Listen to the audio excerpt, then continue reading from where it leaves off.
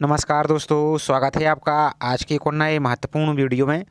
तो आज के वीडियो में देखने वाले हैं Madhya Pradesh public service commission यानी एमपीपीएससी के द्वारा आपकी कुछ समय पहले सहायक अनुसंधान अधिकारी यानी जो असिस्टेंट रिसर्च ऑफिसर है, इसकी पोस्ट के लिए रिक्रूटमेंट नोटिफिकेशन जारी हुआ था, जिसके ऑनलाइन फॉर्म आपके 24 जनवरी से स्टार्ट हो चुकी है, जिसकी लास्ट डेट आपकी 23 फरवरी 2025 यहाँ पर रखी गई है। तो इस वीडियो में इसकी ऑनलाइन फॉर्म के पूरी प्रोसेस को देखने वाले हैं। Step by step full process देखेंगे कि किस प्रकार से आपको बिना किसी मिस्टेक के आपको फॉर्म को फिल करना है और किसको आपको ऐसे इसका प्रिंट निकालना है। तो रजिस्ट्रेशन से लेकर प्रिंट तक पूरी जानकारी आपको बताई जाएगी।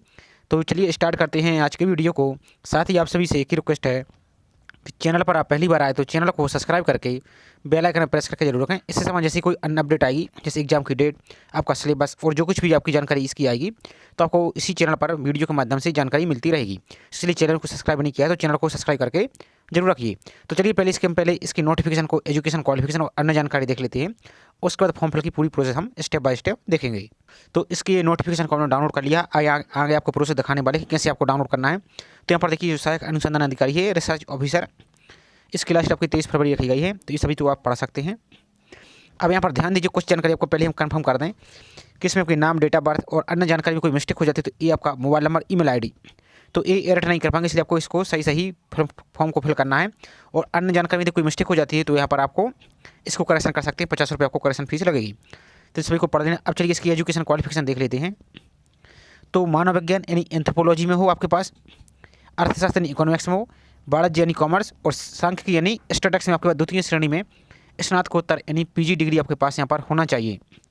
वांछनीय अहर्ता 2 वर्ष का अनुसंधान कार्य अनुभव। तो वांछनीय का मतलब डिजेबल होता है, तो ये आपके लिए आवश्यक नहीं है। आप सिंपल पोस्ट ग्रेजुएट किए हैं तो इसमें आप अप्लाई कर पाएंगे। साथ ही आगे और प्रोसेस जो कुछ भी होगा तो वही हम फॉर्म में देखने वाले हैं, इसमें क्या कुछ बोला जा रहा है। तो आप वीडियो को पूरा जरूर देखते रहिए। चलिए पोस्ट की बात और कर लेते हैं इसमें, और एप्लीकेशन फीस और अन्य जानकारी और देख लेते हैं शॉर्ट में। तो यहाँ पर देखिए, पोस्ट की बात करें तो अनरिजर्व के लिए 5, एससी के लिए 3, एसटी के लिए 3, ओबीसी के लिए 5, ईडब्ल्यूएस के लिए 1 यहाँ पर रखी गई हैं। अब आपको जो 87-13 फार्मूला के अनुसार यहाँ पर आपकी पोस्ट डिवाइड की गई थी, उनको आप देख सकते हैं। पोस्ट की बात करें तो आपकी द्वितीय श्रेणी की पोस्ट है, अस्थायी पोस्ट है। वेतनमान आपका 5400 ग्रेड पे के साथ आपका यहाँ पर वेतनमान रहने वाला है। अब एप्लीकेशन फीस की बात करें तो यहाँ पर देख सकते हैं वही एजुकेशन क्वालिफिकेशन वही है, और आगे आपको फॉर्म में हम दिखाने वाले हैं। आयु की बात करें तो मिनिमम 21 साल और अधिकतम 40 साल यहाँ पर होनी चाहिए। और आप ऑल इंडिया से कहीं की भी स्टूडेंट है तो इसमें आप अप्लाई कर सकते हैं। चयन प्रक्रिया इसे भी आप यहाँ पर देख सकते हैं। पूरी एग्जाम डिटेल्स आपको यहाँ पर दी गई है, तो इनको आप देख सकते हैं। चलिए एप्लीकेशन फीस की बात और कर लेते हैं। तो यहाँ पर ऑनलाइन फॉर्म की देखिए तो 24 तारीख से आपके फॉर्म स्टार्ट है, 23 फरवरी लास्ट डेट रखी गई। यदि फॉर्म में कोई मिस्टेक हो जाती है तो 29 से आप यहाँ पर फॉर्म करेक्शन की विंडो ओपन हो जाएगी और यहाँ पर आप इसको सुधार सकते हैं। परीक्षा की तिथि, एग्जाम डेट और अन्य जानकारी आपकी अलग से यहाँ पर घोषित की जाएगी। एप्लीकेशन फीस की बात और कर लेते हैं हम, यहाँ पर इसमें देख लेते हैं पहले। तो जो मध्य प्रदेश के मूल निवासी हैं, अनुसूचित जाति यानी SC, ST, OBC, non creamy layer, EWS और जो दिव्यांगजन उनके लिए 250 रुपये प्लस 60 रुपये आपको पोर्टल चल जाएगा। और जो मध्य प्रदेश के यहाँ पर देखिए शेष सभी श्रेणी तथा मध्य प्रदेश के जो बाहर के स्टूडेंट हैं उनके लिए 500 रुपये प्लस पोर्टल चार्ज आपको यहाँ पर लगने वाला है। ऑनलाइन फॉर्म में किसी प्रकार कोई समस्या आई तो इस नंबर पर आप, इन 2 नंबरों पर कॉन्टैक्ट यहाँ से कर सकते हैं। अब चलिए इसके ऑनलाइन फॉर्म को फिल करने के लिए अब इसके पोर्टल को चलना है, और डेट ऑफ बर्थ आपकी वही हायर सेकेंडरी या हाई स्कूल जो भी मेट्रिक सर्टिफिकेट है उसके अनुसार यहाँ पर आपकी होगी। और शिक्षण अर्हता प्रमाण पत्र हाई स्कूल, हायर सेकेंडरी अथवा उसके बाद अनिवार्य शिक्षण योग्यता सहित उन सभी समस्त परीक्षाओं की जिनकी अभ्यर्थी ने उत्तीर्ण किया है, समस्त वर्षों के सेमेस्टर की अंक सूची यहाँ पर आपको लगेगी आपको। अब इसके ऑनलाइन फॉर्म के लिए आप अपने मोबाइल से घर बैठे आसानी से फिल कर सकते हैं। पूरी प्रोसेस आपको मोबाइल से बताई जा रही है, तो आप मोबाइल से फिल कर सकते हैं। और सेम प्रोसेस आपकी लैपटॉप पीसी यूज कर रहा है तो उससे भी रहने वाली है। तो अब आपको फॉर्म फिल करने के लिए गूगल में टाइप करना है MPPSC MP ऑनलाइन, इस प्रकार से आप टाइप कर देंगे तो आपका नया पेज ओपन होगा। तो आपको जो mppsc.mponline.gov दिख रहा है, इस पर आपको यहाँ पर क्लिक करना है। जैसे इस पर क्लिक करेंगे तो आपका इस प्रकार से नया पेज आपका ओपन हो जाए, डायरेक्ट इस पेज पर आ जाएंगे आप। तो यहाँ पर आपको जो दिख रहा है जो सहायक अनुसंधान अधिकारी, यहाँ पर आपको जो ऑनलाइन फॉर्म का ऑप्शन दिख रहा है यहाँ पर, इस पर आपको यहाँ पर क्लिक करना है। और इसका जो एडवर्टाइजमेंट है, आपको नोटिफिकेशन है, इसको पढ़ने के लिए आपको जो यहाँ पर PDF का ऑप्शन दिख रहा है इस पर आपको यहाँ पर क्लिक करना होगा। तो यहाँ से आप डाउनलोड कर सकते हैं। अप्लाई वाले ऑप्शन पर यहाँ पर आपको क्लिक करना, तो अप्लाई की लिंक यहाँ पर आपकी ओपन हो जाएगी। इसके बाद यहाँ पर नेक्स्ट ऑप्शन होगा, तो यहाँ पर जो टर्म एंड कंडीशन का ऑप्शन दिख रहा है आपको, इस पर आपको क्लिक करना है। और इसको क्लिक करने के बाद आपको जो एडवर्टाइजमेंट दिख रहा है एक बार इसको आपको क्लिक करना ही होगा, तब यहाँ पर आपका नेक्स्ट ओपन होगा। आपको हम दिखा देते हैं कैसे। तो यहाँ पर जो एक्सेप्ट दिख रहा है, यदि आप यहाँ पर क्लिक नहीं करते तो आपको यहाँ पर देख सकते हैं आप, तो इस पर आपको यहाँ पर क्लिक करना होगा एक बार इस प्रकार से आपको। तो हम इसको पहले से डाउनलोड किए हुए हैं तो हम इसको छोड़ देते हैं, सिर्फ आपको क्लिक करना है। क्लिक करने के बाद आपको जो आई एक्सेप्ट का ऑप्शन दिख रहा है इस पर आपको क्लिक करना है। लेकिन आपकी फ़ोटो खिंचवाते समय आपको रिलैक्स स्थिति में रखना है और फोटो आपकी वाइट बैकग्राउंड की यहाँ पर होनी चाहिए और नवीनतम साइज की आपको कलर फोटोग्राफ यहाँ पर होनी चाहिए। इतना आपको करना है। अब आपको आई एक्सेप्ट पर क्लिक करना है तो आपका यहाँ पर क्लिक हो जाएगा। अब इसके बाद नेक्स्ट पेज आपका ओपन हो जाता है। यहाँ पर पूरा फॉर्म आपको ओपन हो चुका है। अब इसको फॉर्म को सावधानी पूर्वक फिल कीजिए, नहीं तो आपको कोई भी प्रॉब्लम यहाँ पर हो सकती है। तो यहाँ पर आपका पूरा फॉर्म ओपन हो चुका है। चलिए इसको थोड़ा सा जूम कर लेते हैं ताकि आपको प्रॉपर दिखे। तो यहाँ पर देखिए पद एवं शिक्षण अर्हता का विवरण। तो पद का नाम आपका क्या है? सहायक अनुसंधान अधिकारी। तो नेक्स्ट है, क्या अभ्यर्थी मानव विज्ञान, एंथ्रोपोलॉजी, अर्थशास्त्र में या बायोलॉजी यानी कॉमर्स में या सांख्यिकी में न्यूनतम द्वितीय श्रेणी में स्नातकोत्तर उपाधिधारी है? तो यहाँ पर आपको हाँ पर क्लिक करना है। यदि नहीं नो पर क्लिक करते तो आप इसके लिए अप्लाई नहीं कर सकते। यहाँ पर आपको यस पर क्लिक करना है। अब नेक्स्ट है, क्या अभ्यर्थी अनुसंधान कार्य से संबंधित कार्य में 2 वर्ष का अनुभव धारित करता है? यदि करता है तो हाँ पर क्लिक करेंगे, नहीं तो आपको नो पर क्लिक करना है। तो आपको इसकी जानकारी यहाँ पर आपकी हाइड हो जाएगी। यदि आप हाँ पर क्लिक करते हैं तो इसकी आपको जानकारी एक्सपीरियंस की देनी है। नो पर क्लिक करते हैं तो ये दिक्कत वाली बात नहीं है, बिना एक्सपीरियंस के अप्लाई कर सकते हैं, जैसा कि आपको नोटिफिकेशन बताया है। तो आपको कन्फ्यूजन नहीं रखना है। अब यहाँ पर अभ्यर्थी का नाम, तो व्यक्तिगत विवरण जो आपकी हाई स्कूल की अंक सूची में अंकित नाम है। कहने का मतलब है जो आपकी 10th की मार्कशीट में जैसा नाम जैसा स्पेलिंग दिया गया सेम टू सेम आपको फिल करना है और सभी जानकारी आप कैपिटल यानी अंग्रेजी के बड़े अक्षरों में ही फिल कीजिए। तो यहाँ पर आपको फर्स्ट नाम फिल करना है। यदि आपका मध्य नाम जैसे आपका फॉर एग्जाम्पल अजय कुमार नाम है तो यहाँ पर अजय फिल करेंगे, यहाँ पर कुमार फिल करेंगे और यहाँ पर अपना यदि मार्कशीट में सरनेम यानी कास्ट यानी आपकी जाति लिखी हुई है तो यहाँ पर जाति फिल कर देंगे। यदि नहीं है तो सिर्फ आपको फर्स्ट नाम यहाँ पर फिल करना है, बाकी की अन्य नाम यहाँ पर छोड़ सकते हैं।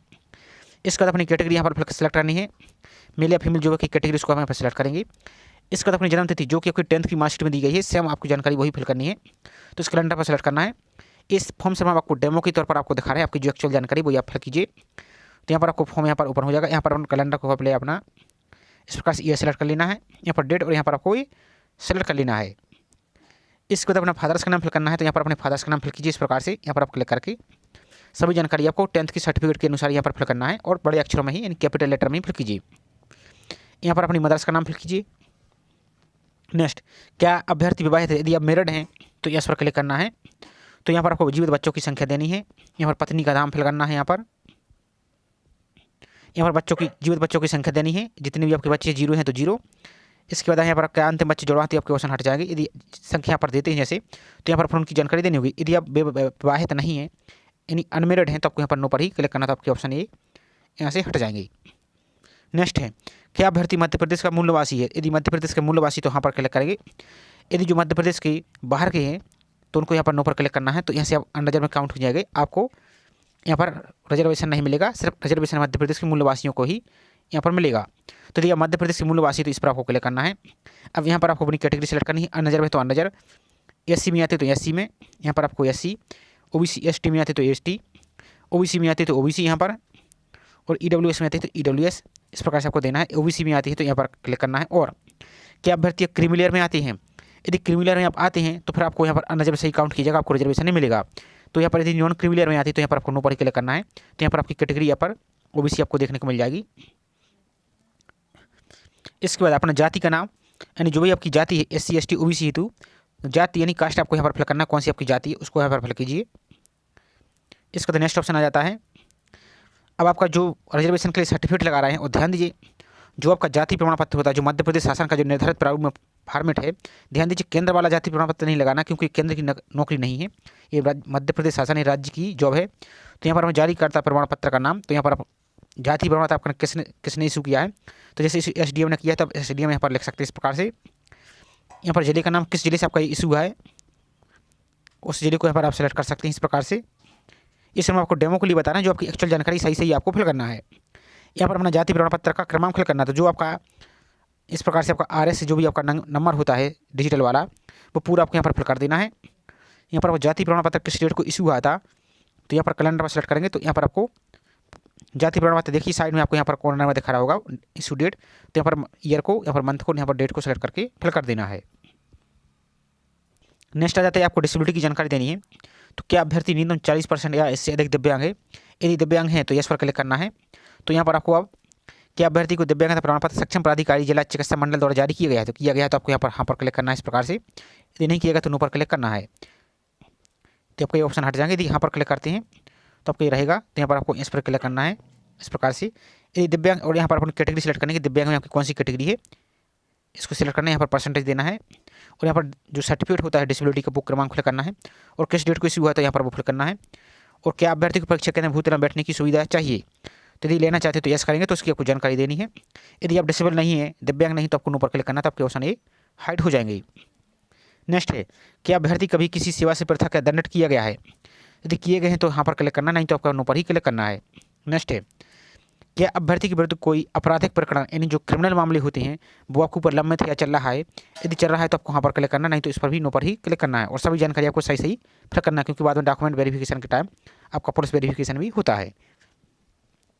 नेक्स्ट है, क्या अभ्यर्थी आयोग की किसी परीक्षा से चयन में विवर्जित यानी डिबर किया गया है। यदि किया है तो आपको यस करना, नहीं तो इसको भी नो पर ही, सब क्वेश्चन पर आपको नो ही क्लिक करना है। नेक्स्ट है, क्या अभ्यर्थी मध्य प्रदेश शासन अथवा उसके नगर सेनक में या निगम में या मंडल में या स्वशासी संस्थाओं में सेवारत यदि कार्य कर रहे हैं आप किसी गवर्नमेंट के डिपार्टमेंट में, तो वहाँ पर इस प्रकार से यहाँ पर क्लिक करेंगे तो उसकी आपको जानकारी देनी होगी। यदि नहीं तो आपको नो पर ही यहाँ पर क्लिक करना होगा। यदि यहाँ पर क्लिक करते हैं तो यहाँ पर आपको जो अभ्यर्थी सेवारत है तो नियुक्त अधिकारी को सूचित किया गया है, यानी एनओसी आपको लेना है, तो यहाँ पर हाँ करना है और यहाँ पर उसके नाम देना है। यदि नहीं तो आपको नो पर ही यहाँ पर क्लिक करना है। अब नेक्स्ट आ जाता है रोजगार पंजीयन की जानकारी। तो क्या आपके पास मध्य प्रदेश राज्य की रोजगार कार्यालय में जीवित पंजीयन है। यदि आपके पास रोजगार कार्यालय का पंजीयन है तो यहाँ पर क्लिक करेंगे, नहीं तो आपको नो पर ही यहाँ पर क्लिक करना है।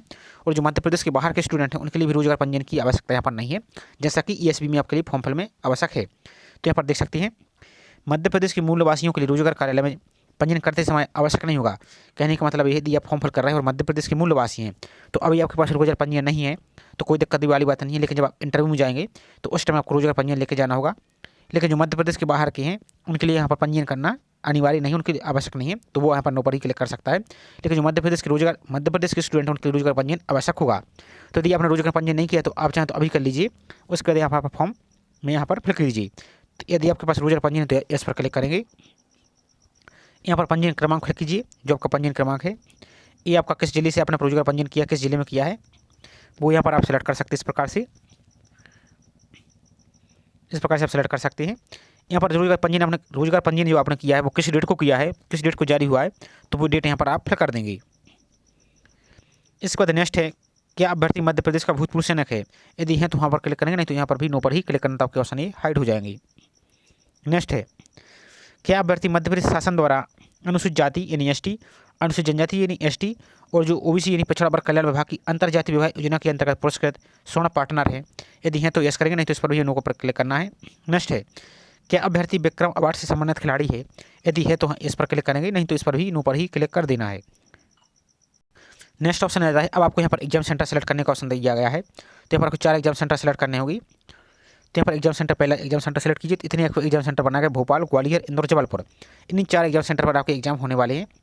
तो पहला एग्जाम सेंटर सेलेक्ट कीजिए, उसके बाद दूसरा एग्जाम सेंटर सेलेक्ट कर लीजिए, इसके बाद तीसरा एग्जाम सेंटर सेलेक्ट कर लीजिए, इसके बाद चौथा अपना एग्जाम सेंटर यहाँ पर आप इस प्रकार से जो भी एग्जाम सेंटर लेना चाहते हैं उसको सिलेक्ट कर सकते हैं। अब सबसे इंपॉर्टेंट आ जाता है एजुकेशन क्वालिफिकेशन की जानकारी। तो यहाँ पर हाई स्कूल की जानकारी देनी है। तो यहाँ पर आपको 10th यहाँ पर उत्तीर्ण परीक्षा का नाम यहाँ पर आप इस प्रकार से आप 10th लिख सकते हैं, या यहाँ पर चाहें तो आप इस प्रकार से हाई स्कूल यहाँ से लिख सकते हैं इस प्रकार से। यदि आपका प्रणाली ग्रेड या सीजीपी है तो इस पर क्लिक करेंगे। यदि नहीं तो आपको डिवीजन पर क्लिक करना है। तो यहाँ पर अपने विषय लिखना है। तो 10th में कोई वैसे विशेष सब्जेक्ट तो होते नहीं, तो यहाँ पर आप सिंपल सा ऑल, जनरल, इस प्रकार से जनरल इस प्रकार से सब्जेक्ट लिख सकते हैं। अब यहाँ पर पूर्णांक लिखना है। तो जो भी आपका पूर्णांक है ये सब हम आपको डेमो के लिए बता रहे हैं, सेम टू सेम आपको सही जानकारी, जो एक्चुअल जानकारी वो यहाँ पर फिल करना है। यहाँ पर आपको प्राप्तांक कितने प्राप्त हुए हैं तो इस प्रकार से आपको लिख देना है। यहाँ पर आपको जो भी आपके नंबर है यहाँ पर आपको लिख देना है। तो यहाँ पर आपके ऑटोमेटिक परसेंटेज आएगा। यहाँ पर आपको डिवीजन सेलेक्ट करना है, तो कौन सा डिवीजन है वो। यहाँ पर बोर्ड का नाम तो आपने किस बोर्ड से किया है। यदि आप एमपी बोर्ड वाले हैं तो एमपी बोर्ड यहाँ पर लिख सकते हैं। यूपी बोर्ड, जो भी आपका बोर्ड है उसको लिख सकते हैं। जैसे एमपी बोर्ड वाले तो इस प्रकार से आप एमपी बोर्ड भोपाल इस प्रकार से आप लिख सकते हैं। इसके बाद उत्तीर्ण वर्ष, तो आपने किस वर्ष में परीक्षा उत्तीर्ण किया वो यहाँ पर लिख देंगे। यहाँ पर अपना रोल नंबर, जो अपना रोल नंबर है आपका मार्कशीट पर, वो रोल नंबर यहाँ पर आप फिल कर देंगे।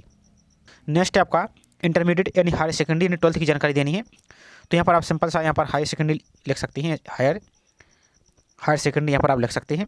इसके वो डिवीजन है सीजीपी जो भी है उसको फिल करेंगे। यहाँ पर डिवीजन है तो डिवीजन। अब यहाँ पर अपने सब्जेक्ट के नाम फिल करना है। 12th में कौन कौन से सब्जेक्ट रहे हैं तो 5 सब्जेक्ट के नाम लिख सकते हैं। लेकिन एक बार ध्यान दीजिए, जैसे हम यहाँ पर बता देते हैं, जैसे हिंदी, आपको यहाँ पर आप हिंदी लिखने के बाद आपको यहाँ पर कॉमा नहीं लिखाना, लाइक तो आपका फॉर्म सबमिट नहीं होगा। तो आपको सिंपल यहाँ पर लिखना और स्पेस दे देके आपको यहाँ पर लिख देना है जो भी आपके सब्जेक्ट रहे, हिंदी, इंग्लिश। इस प्रकार से आपको फिजिक्स, केमिस्ट्री, बायोलॉजी, यानी कहने का मतलब है कि आपको जो भी आपका रहा है वो यहाँ पर आप फिल करेंगे। उसके बाद यहाँ पर आप परसेंटेज कितना था तो इस प्रकार से अपने परसेंटेज लिख देंगे। इस प्रकार से यहाँ पर आपको पूर्णांक कितने प्राप्त हुए हैं इस प्रकार से यहाँ पर लिख देंगे। तो आपका जो परसेंटेज है वो आपको यहाँ पर परसेंटेज आ जाएगा। यहाँ पर डिवीजन कौन सा है तो वो डिवीजन लिख देंगे। यहाँ पर अपना बोर्ड कौन सा है तो यहाँ पर दोबारा से आप MP बोर्ड या जो भी आपका है उस बोर्ड का नाम यहाँ पर लिख देंगे। इस प्रकार से आप लिख देंगे भोपाल। इसका तो वही उत्तीर्ण वर्ष किस वर्ष हमने उत्तीर्ण किया है और रोल नंबर क्या है आपका, ये आपको यहाँ पर फिल करना है। अब नेक्स्ट आ जाता है एजुकेशन, ग्रेजुएशन की जानकारी देनी है। तो ग्रेजुएशन में आपने क्या किया, BA किया है, BSc किया है, BTech किया है, जो भी किया है आपने वो यहाँ पर फिल करना है।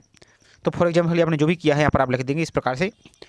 अब आपका CGPA था या डिवीजन था तो जो भी आपका था वो लिख देंगे। यदि CGPA था तो यहाँ पर आपको सिर्फ परसेंटेज और सब्जेक्ट लिखना है। यदि डिवीजन है तो यहाँ पर फिल करेंगे।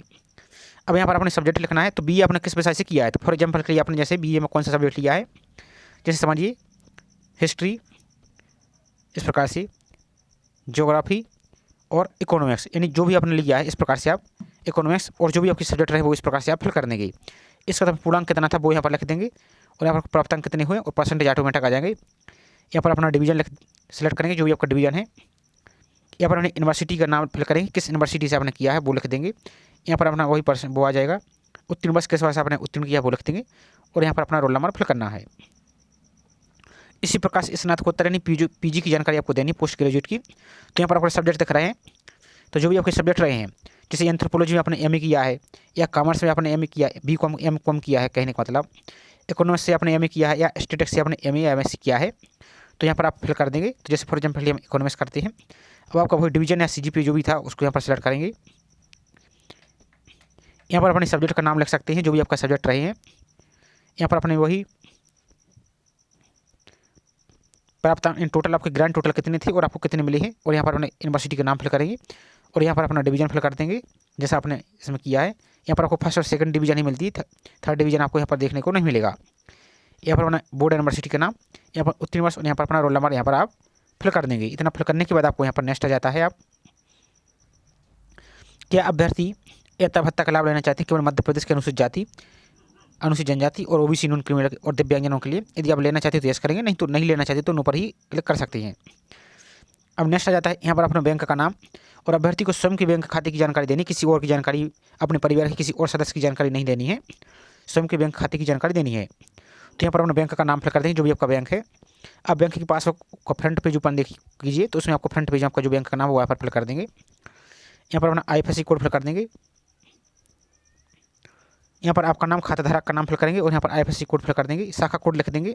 पासवर्ड कर आप देखिए तो वहाँ पर आपको देखने को मिल जाएगा। सॉरी, यहाँ पर अपना शाखा का नाम, ब्रांच का नाम फिल करना है, किस ब्रांच में अपना अकाउंट है। यहाँ पर आपका नाम, खाता धारक का नाम फिल करना है और यहाँ पर अकाउंट नंबर फिल कर देना है आपको। और यहाँ पर जो बैंक का पासबुक उसकी फ्रंट पेज है आपका जो, उसकी फ़ोटो खींचकर आपको JPG फॉर्मेट में स्कैन करके 200 KB तक, आपको 200 KB से अधिक ना हो और आपको क्लियर दिखनी चाहिए। इस प्रकार से यहाँ पर आपको इमेज को यहाँ पर आपको अपलोड कर देना है। उसके बाद नेक्स्ट ऑप्शन आ जाता है, यहाँ पर अपना एड्रेस देना है, वर्तमान एड्रेस नहीं, पता हेतु करस्पॉन्डिंग एड्रेस देना है। तो यहाँ पर अपना राज्य का नाम सेलेक्ट करेंगे जो भी आपका राज्य है। इस प्रकार से अपने राज्य को सिलेक्ट कर लेंगे। यहाँ पर अपने जिले को सिलेक्ट कर लेंगे जो भी आपका जिला है, इस प्रकार से जिला सेलेक्ट कर लेंगे। यहाँ पर पूरा एड्रेस आपको लिख देना है, यहाँ पर पिन कोड लिखना है और कॉमा लगा के मत लिखिए, नहीं तो आपका फॉर्म यहाँ पर सबमिट नहीं होगा। आपको बिना कॉमा लगाकर ही आपको फिल करना है, स्पेस देकर। यहाँ पर पिन कोड, यहाँ पर लैंडमार्क, कोई आपका स्ट्रीट चिन्ह है तो उसको यहाँ पर आपको फिल करना होगा। और यहाँ पर आपका वर्तमान पता और स्थायी पता यानी करस्पॉन्डिंग एड्रेस और प्रेजेंट करस्पॉन्डिंग एड्रेस और परमानेंट एड्रेस यदि सेम है तो इस पर टिक करने के तो यहाँ पर भी और यहाँ पर भी आपको ऑटोमेटिक फिल हो जाएंगे। यदि अलग अलग है तो दोनों को आप यहाँ से अलग अलग फिल कर सकते हैं। इसके बाद नेक्स्ट पे ऑप्शन आता है, यहाँ पर आपको फोटो अपलोड करनी है और सिग्नेचर अपलोड करना है। तो फोटो को आपको JPG फॉर्मेट अपलोड करना है, मिनिमम 20 KB और अधिकतम आपको 100 KB तक आपको फोटो यहाँ पर अपलोड करना है। तो आप कोशिश कीजिए 80 से 85 KB के बीच में फोटो अपलोड कीजिए तो आपकी फोटो एकदम क्लियर दिखेगी और ब्लर नहीं दिखेगी। तो यहाँ पर गैलरी से आपको इमेज को सिलेक्ट करके यहाँ पर टिक कर देना है और यहाँ पर आपको अपने सिग्नेचर को अपलोड कर देना है। यहाँ पर आपको सिग्नेचर को अपलोड कर देना और इस पर आपको दोनों क्लियर देखना है तो इस प्रकार से आपको यहाँ पर टिक कर देना है। अब यहाँ पर अपना मोबाइल नंबर फिल करना और मोबाइल नंबर ध्यान दीजिए सही फिल करना है। यदि मोबाइल नंबर कोई मिस्टेक हो जाती है तो आपका मोबाइल नंबर बाद में चेंज नहीं होगा और बाद में फॉर्म को भी एडिट नहीं कर पाएंगे, क्योंकि जब एडिट करेंगे फॉर्म तो इस मोबाइल नंबर आपको जो रजिस्टर्ड मोबाइल नंबर उस पर एक OTP आता है और जब वो OTP फिल करेंगे तभी आपका फॉर्म एडिट मोड में जाएगा। और एक बात और, यदि आपने अभी फॉर्म सबमिट कर दिया है और फीस पेमेंट नहीं की और फॉर्म में कोई मिस्टेक हो चुकी है, तो आप क्या कीजिए, उस फॉर्म की फीस पेमेंट मत कीजिए, आप दोबारा से न्यू फॉर्म फिल कीजिए। तो आपका जो पुराना वाला फॉर्म है ऑटोमेटिक रिजेक्ट हो जाएगा। जिस फॉर्म की आप फीस पेमेंट कर देंगे तो वो फॉर्म आपको एक्सेप्ट रहेगा। इतना काम आपको विशेष रूप से सावधानी से फिल करना है। और यदि आपकी फीस पेमेंट हो चुकी है और आपके फॉर्म में कोई मिस्टेक हो चुकी है, तब आपको फिर एडिट करना होगा। तो यहाँ पर अपना मोबाइल नंबर सही सही फिल करना है, यहाँ पर अपनी ईमेल आईडी सही सही फिल करना है।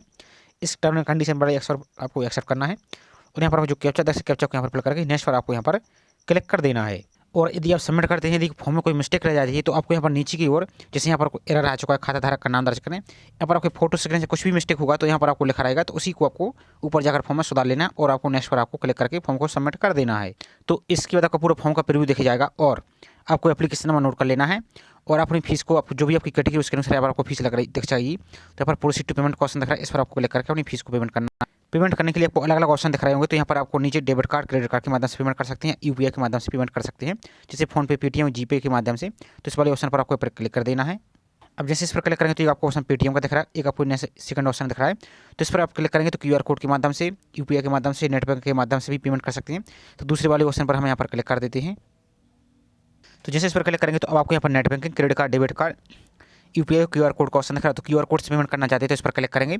आप दूसरे मोबाइल से क्यूआर कोड को स्कैन करके पेमेंट यहाँ पर कर सकते हैं। तो क्यूआर कोड पर यहाँ पर आपको क्लिक कर देना है।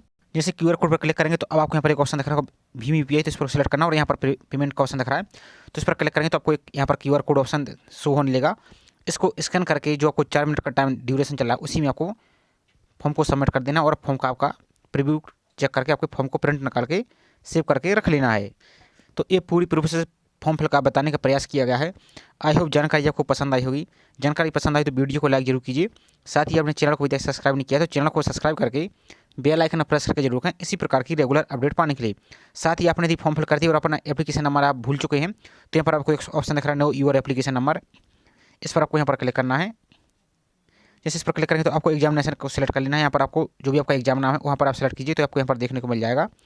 उसके बाद अपना नाम यहाँ पर फिल करना है, यहाँ पर फर्स्ट नाम फिल करना है, यहाँ पर जैसे लास्ट नाम फिल किया था फॉर्म में तो सेम नाम आपको यहाँ पर फिल करना है।